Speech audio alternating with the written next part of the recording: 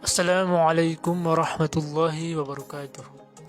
Masih bersama saya di channel ini. Oke, sekalian sahabat yang beriman yang dirahmati oleh Allah Subhanahu wa taala.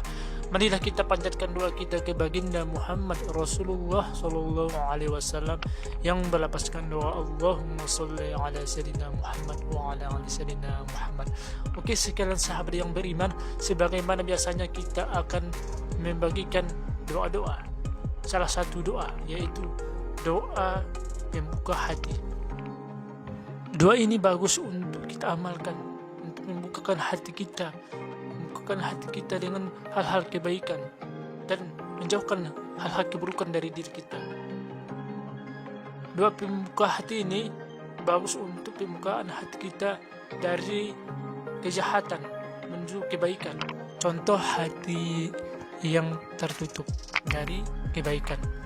Itu contohnya ya. Kita tidak mau menerima kebaikan atau tidak mau menerima nasihat orang lain kepada diri kita, dan disitulah kita tertutup hatinya, tidak bisa menerima lagi kebaikan. Contohnya lagi, kalau kita itu sholat masih bolong-bolong, itu hatinya masih tertutup, maka kita baca doa ini, kita berdoa kepada Allah Subhanahu wa taala, tetapi kita harus sholat 5 waktu, jangan bolong-bolong lagi. Insya Allah hati kita akan terbuka, dan di sini kita harus terbiasa dengan hal itu. Kalau kita terbiasa dengan hal itu, maka insya Allah kita akan bisa melaksanakan yang 5 waktunya.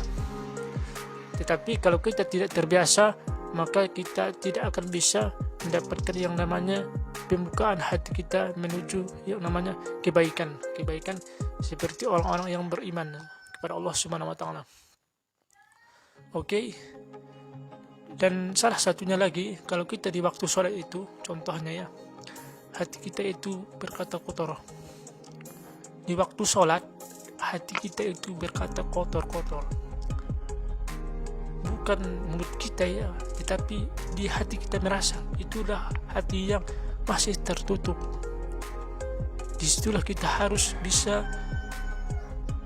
menghilangkan hati dari hal-hal keburukan, dari kejahatan diri sendiri. Itu termasuk kejahatan diri sendiri. Kita sulit melawannya, memang sulit melawannya. Kita harus bisa melawannya dengan ketakwaan kita kepada Allah Subhanahu wa taala. Insyaallah bisa.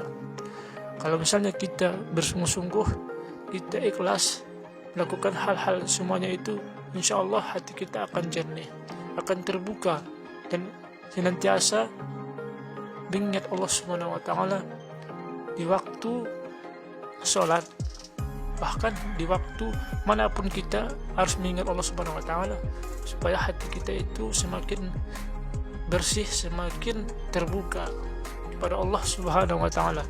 Oke sekalian, saya akan membacakan doa pembuka hati, Bismillahirrahmanirrahim.